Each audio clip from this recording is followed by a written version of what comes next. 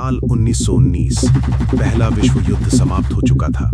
भारत ने ब्रिटिश साम्राज्य का साथ दिया था। लाखों भारतीय सैनिकों ने दूर दराज के मोर्चों पर लड़ाई लड़ी थी। हजारों ने अपने प्राण गंवाए थे। देश को उम्मीद थी कि अब अंग्रेज सरकार भारतीयों को राजनीतिक अधिकार देगी, स्वशासन की दिशा में ठोस कदम उठाएगी। लेकिन हुआ इसके बिल्कुल विपरीत। ब्रिटिश सरकार ने धन्यवाद देने के बजाय दमन का रास्ता चुना। रॉलेट एक्ट पारित किया गया, जिसके तहत किसी भी भारतीय को बिना मुकदमे के गिरफ्तार किया जा सकता था। ये कानून नहीं बल्कि खुलेआम अत्याचार की घोषणा थी।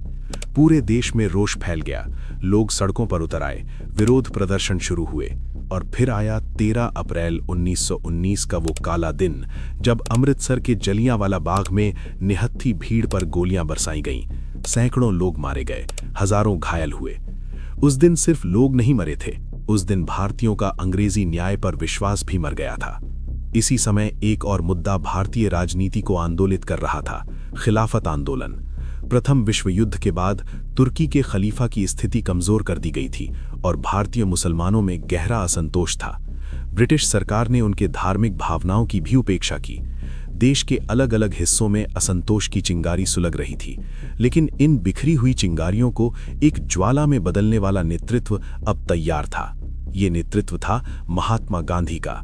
दक्षिण अफ्रीका में सत्याग्रह की प्रयोगशाला से लौटे गांधी अब भारतीय राजनीति के केंद्र में थे। उन्होंने रॉलेट सत्याग्रह के दौरान जनता की शक्ति को देखा था और अब वे समझ चुके थे कि अंग्रेजी शासन को सीधी टक्कर देने के लिए केवल प्रार्थनाएं और याचिकाएं पर्याप्त नहीं होंगी। अब जनता को खुद अपनी शक्ति का एहसास कराना होगा।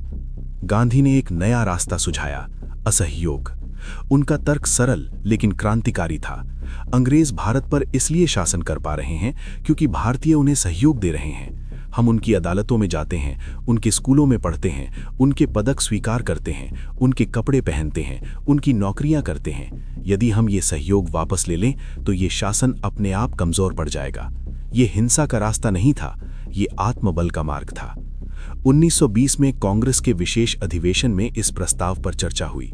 काफी मतभेद भी थे। कुछ नेता इतने बड़े जन आंदोलन को लेकर आशंकित थे, लेकिन अंततः नागपुर अधिवेशन में असहयोग आंदोलन को स्वीकृति मिल गई और यहीं से भारतीय स्वतंत्रता संग्राम ने एक नया मोड़ लिया। असहयोग आंदोलन केवल एक राजनीतिक कार्यक्रम नहीं था, ये एक व्यापक राष्ट्रीय जागरण था।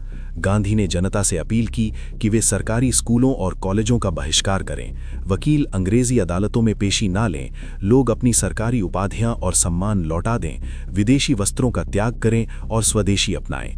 देश के कोने कोने में विदेशी कपड़ों की होली जलाई जाने लगी। चरखा राष्ट्रीय प्रतीक बन गया। खादी केवल कपड़ा नहीं रही, वो स्वाभिमान का वस्त्र बन गई। विद्यार्थियों ने सरकारी शिक्षण संस्थानों को छोड़कर राष्ट्रीय विद्यालयों में प्रवेश लेना शुरू किया। कई प्रतिष्ठित वकीलों ने अपनी समृद्ध प्रैक्टिस छोड़ दी। सरकारी नौकरियों से इस्तीफे दिए जाने लगे। ये त्याग आसान नहीं था, लेकिन ये त्याग ही आंदोलन की असली ताकत था।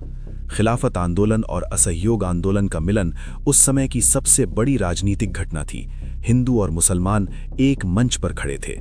अली बंधुओं जैसे नेताओं ने गांधी के साथ कंधे से कंधा मिलाकर काम किया। देश में एकता की ऐसी लहर उठी कि अंग्रेज प्रशासन चिंतित हो उठा। गांवों तक ये संदेश पहुंच चुका था कि स्वतंत्रता केवल नेताओं की मांग नहीं है, ये हर भारतीय का अधिकार है। किसान लगान के मुद्दे पर जागरूक हो रहे थे, मजदूर संगठित हो रहे थे, महिलाएं पहली बार बड़ी संख्या में सार्वजनिक जीवन में उतर रही थीं। ये आंदोलन शहरों तक सीमित नहीं था, ये गांवों की मिट्टी में भी उतर चुका था।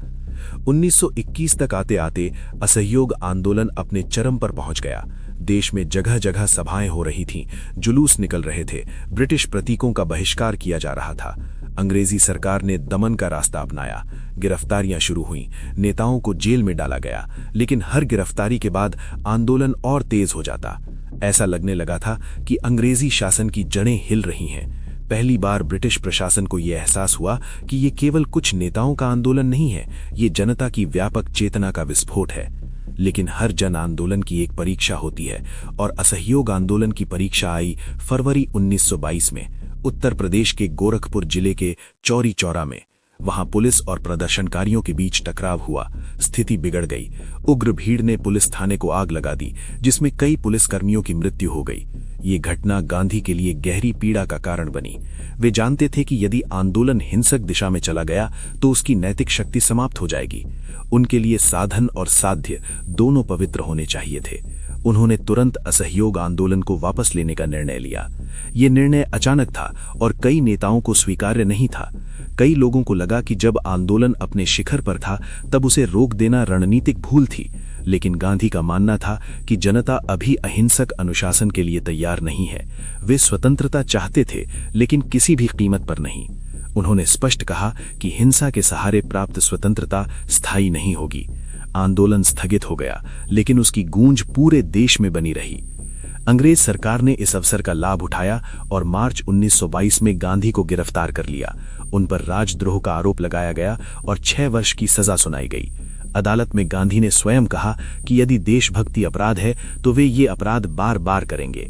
उनकी गिरफ्तारी ने उन्हें कमजोर नहीं किया, बल्कि एक नैतिक नायक के रूप में स्थापित कर दिया। जनता के मन में ये बात बैठ गई थी कि अंग्रेजी शासन अजेय नहीं है।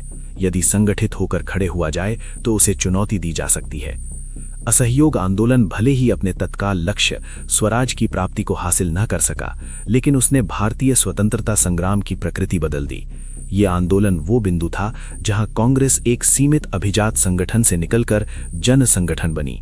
ये वो क्षण था जब आम भारतीय ने खुद को स्वतंत्रता संघर्ष का सहभागी समझा। इसने राजनीतिक चेतना को गांव-गांव तक पहुंचाया। इसने त्याग, स्वदेशी और आत्मनिर्भरता को राष्ट्रीय मूल्य बना दिया।